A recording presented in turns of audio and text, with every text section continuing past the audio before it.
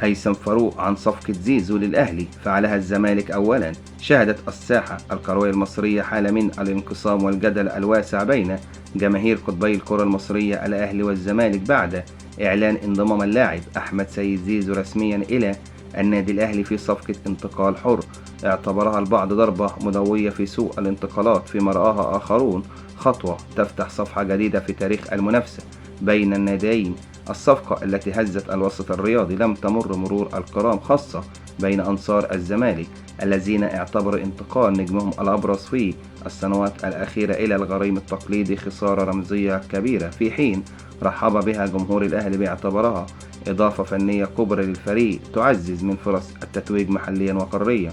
أعاد النجم السابق هيثم فاروق تسليط الضوء على واحدة من أكثر الصفقات جدلا في تاريخ الكرة المصرية، حيث كتب عبر حسابه على منصة إكس: أقوى صفقة في تاريخ القطبين هي انتقال التوأم حسام وإبراهيم حسن إلى الزمالك بعد 15 عام بقميص الأهلي، ينضمان إلى المنافس ويحصدان معه 10 بطولات منها 3 دوري خلال 4 مواسم. صفقة القرن بلا منازع.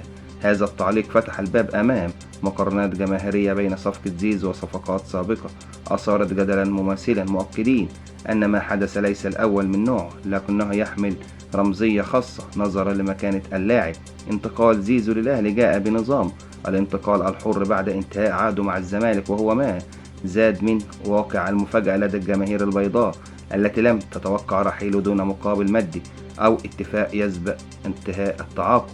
ويعد زيزو من أكثر اللاعبين تأثرا في الزمالك خلال المواسم الماضية، حيث ساهم بشكل بارز في تحقيق بطولات الدوري والكاس، وكان دائما حاضر في المناسبات الكبرى بأداء ثابت وأرقام تهديفية لافتة.